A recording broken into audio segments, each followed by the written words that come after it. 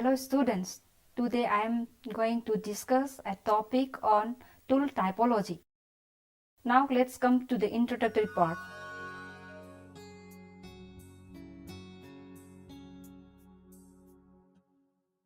Prehistoric archaeology is a study of mainly stone and bone tools, though it has occasionally to deal with other artifacts as well.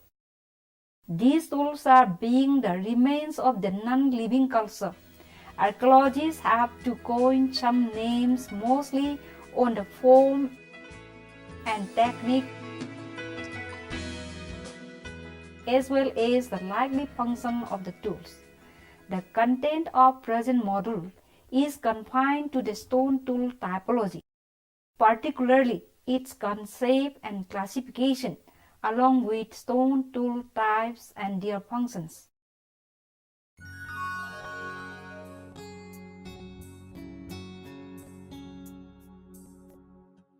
Concept and classification of typology. Typology is the method the archaeologist uses to arrange the artifacts in a scheme to show gradual development or degeneration through time. It is frequently assumed that artifact types are self-evident groups of artifacts intended for a specific uses. For example, projectile points, axes, burins, scraper, etc. Artifact types are conceived in terms of detailed set of similarities between numbers of artifacts, such that the degree of similarity between artifacts within the type group is greater than any similarity between artifacts in separate type groups.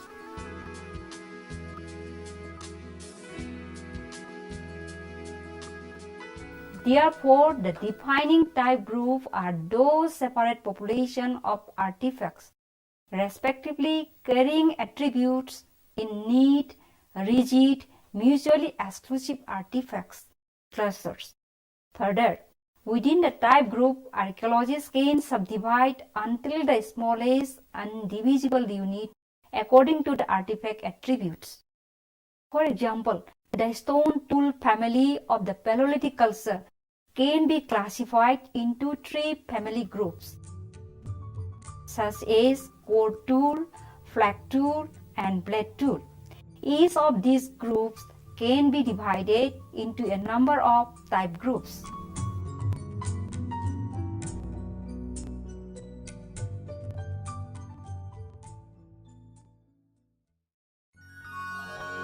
Now let's come to the next point, stone tool types and their function. The prehistoric stone age, based on the typo technology of the tools, is divisible into Paleolithic culture, Mesolithic culture, and Neolithic culture. Now come to the Paleolithic culture.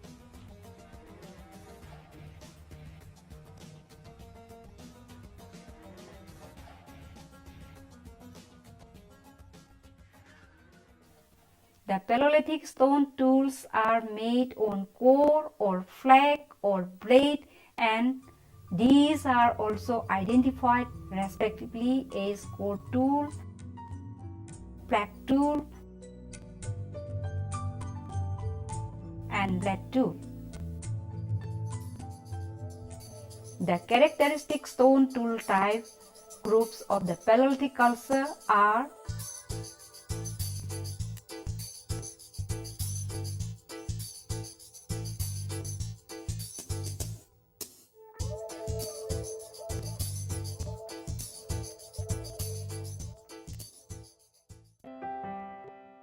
Now come to chopper.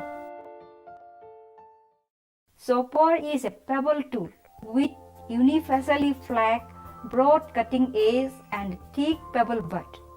It could have been used in cutting of wood with the broad edge and with the thick butt and smashing or cracking of the animal bone for marrow and the hard shell nuts.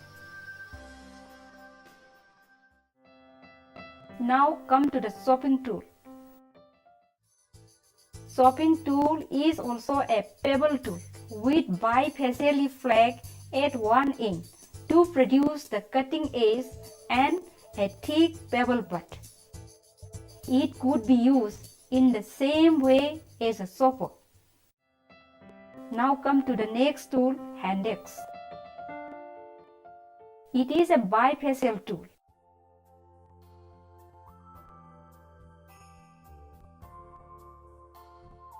And considered as all-purpose tool, such as digging up roots, cutting, and boring of the hide or animal skin, and smashing of killed animal. The thin, elongated hand axes like lanceolate could have been served as spearheads after being hafted to a shaft, while the ovate type of hand axe with sharp edges all round could be used as discs or disc-like purposes for hurling against an enemy, whether it may be human or animal.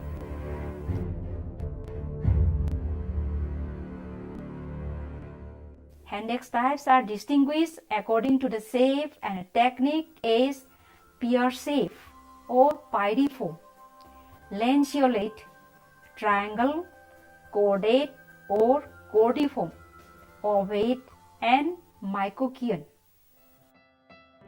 Now come to the next point, cleaver. Cleaver is a bifacial tool. It has a broad edge produced by the intersection of a primary flex surface with one or more flex scars on the other surface. Various types of cleavers are U-shaped cleaver, V-shaped cleaver, quadrangular type,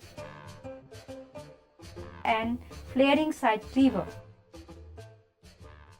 Cleavers are used primarily in cutting or chopping purposes like dressing the animals for meat, splitting the trunks of trees, and carcasses of animals, etc. Sankalia has suggested that a cleaver with trim long sides might be used after hafting to a handle. Next come to the pick type of tool. Pick is a heavy pointed tool distinguished from the hand axes by its massive cross-section and elongated pointed edge. This tool could be used in digging roots. Now come to the scraper type of tool. Scraper is mostly made on flat or blade and sometimes on workout core for scraping the skin of animal, thin wooden or bamboo shafts, etc. According to the position and nature of the working edge, it is classified into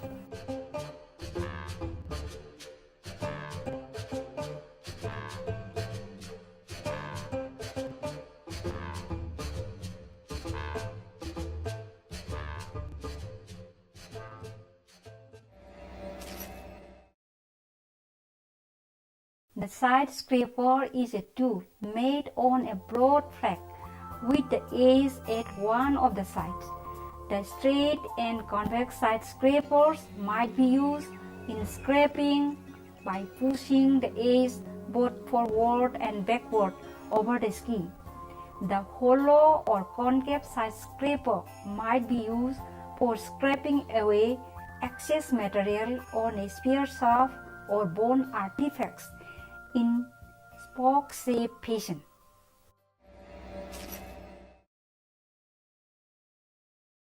The end scraper are generally made on blades, and the working edge is produced by footing ridges on the dorsal at one of the ends. It might be used by holding the ventral side facing upward with a scraping motion towards the user. Blunt end scrapers could also be used to soften the skins after more rigorous cleaning away of fat and fibers by knife or sharper and scrapers.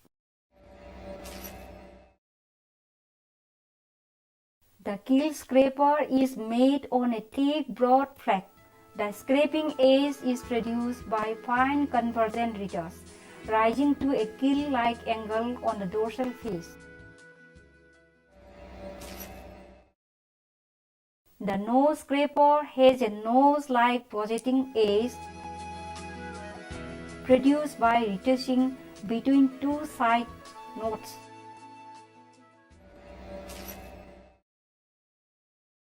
The core scraper is made on a workout core. The scraping edge is produced by the intersection of a large flat surface with a series of small scars. The keel scraper, nose scraper, and a core scraper are less common and might be used in the same way as the end scraper.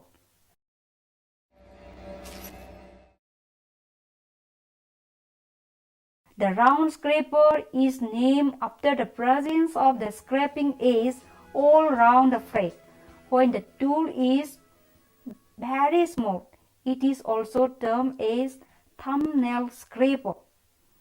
This type of scraper is used for finer work and a small whetting knife. Now come to the borer or awl type of tool. Borer or awl is a tool made on either a flake or nozzle by making deep notches, one on each side, to form a narrow projecting edge that is being sharpened by careful and minor retouches. It is a tool used in piercing or drilling holes for providing fastening attachment of the skin cloth. Now come to the next tool type, point.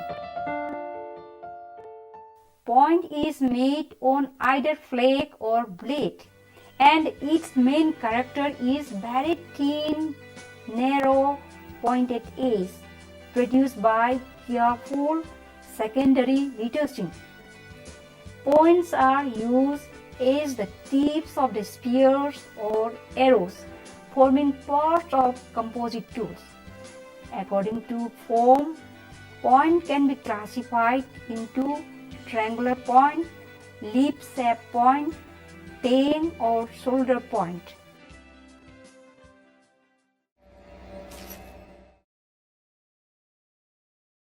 Triangular points are one of the typical tool types of the Mausoleum industries and also known as Mausoleum point. Leaf-shaped point, particularly willow leaf or laurel leaf point, is made on a flake and bifacially worked, thin in section, sometimes with one end more pointed than the other. This type of stone tool is the characteristic tool of the Solutrean industry of the Upper Paleolithic culture and might be used as arrowheads and javelin heads.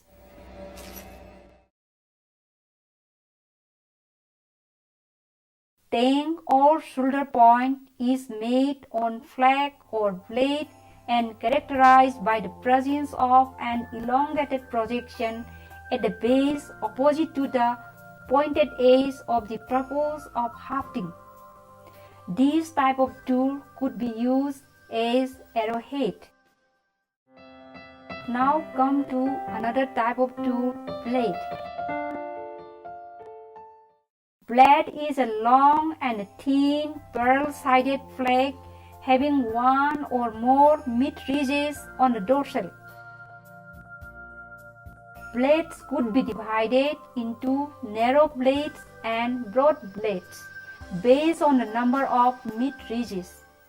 According to the nature of the retouching, at one of the sides, the blades of Upper Paleolithic culture can be classified as Châtelperronian knife blade, Gravettian knife blade, and the trapezoidal blade. Now let's come to the next type of tool, that is burin or graver. Burin or graver is a tool with narrow chisel edge made on either a flake or blade. It is a typical tool of the Upper Paleolithic culture. A great variety of burin has been recognized by the prehistorians, but the most common type is called burin-backed flute. This type is characterized by the presence of one burin facet on each side of the working edge. There are also burins with gauze and back edge gravers. In these two cases, more than one curved graver facet meet with a concave flat skull to form a gauze edge, or with a flat plain flat skull to form a nose-like beak edge. Experiments show that such a burin can cut wood and even the bone and antler. It was the invention of the burin that made it possible for prehistoric men to extend the range of materials in making tools like bone harpoons, needles, etc., as well as in the work of arts by engraving and sculpturing with a sharp burin edge. Now let us move to the next point.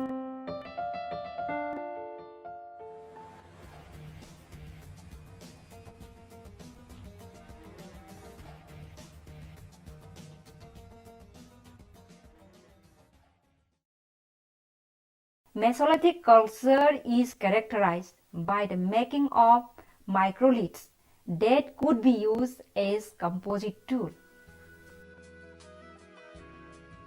These are very small flat tools because of its smallness in size, and not a single microlith could be used as an effective tool, but used as composite tool after fixing them to a shaft or handle. Microliths have two broad categories as geometric and non-geometric microliths. The common type of the geometric microliths are triangle, trapeze, and lunette or crescent. In the non-geometric group, such regular geometric forms are absent. These microliths could be used as barbs of harpoon or sickle blade after hafting to a handle. Now let us move to the next point.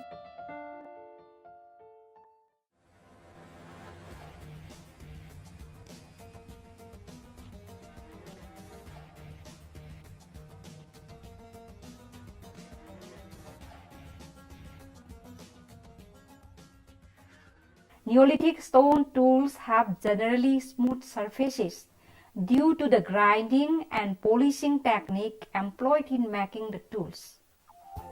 The representative Neolithic tool type groups are Neolithic celt, tang or shoulder type of celt, chisel, ringstone, and quern.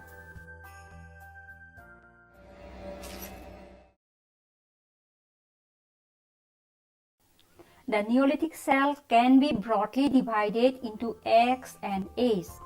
The division of axe and adze is based on the preparation of the working edge. Both the types of celt are used after hafting to a handle, with its blade parallel to the axis of the handle in the case of axe, and at right angle in the case of adze.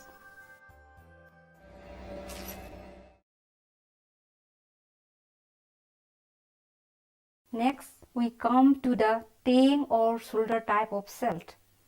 The chief feature of this type of celt is the prolongation of the butt end into a tenon to provide a suitable shelf.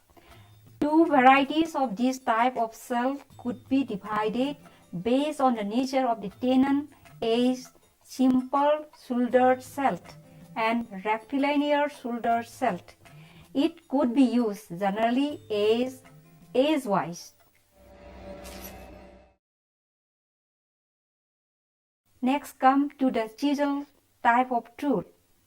Chisel is a narrow, cylindrical or rectangular stone tool with two of each side tapering halfway to form the working edge, and opposite to this edge, the butt is generally thick for suitable hammering.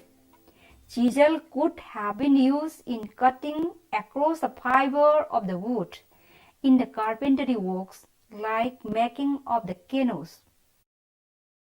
The next tool type is ringstones. Ringstones are generally thick and round-shaped stones with a hole at the center. Ringstones seem to have been used as weights for digging sticks in the primitive agriculture. It is also suggested to have been served as maize heads.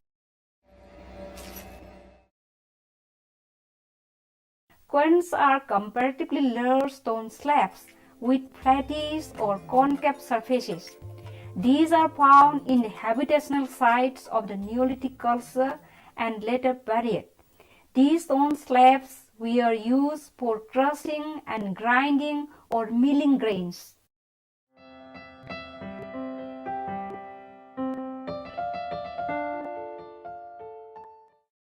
Now let us discuss on the concluding part. Typology is a study of the types of tools made by men deliberately. Hence, archaeology uses typology as a method to arrange artifacts in a scheme to show gradual development or degeneration through time. Each tool possesses a regular set pattern in both technique and form. Regularly patterned tools are concerned as an archaeological sign of culture. There are certain degrees of similarities and differences among the stone artifacts. Based on these similarities and differences, artifacts are classified into family, type group, type, subtype, and variety. And each type or variety has its own function or functions too. Thank you.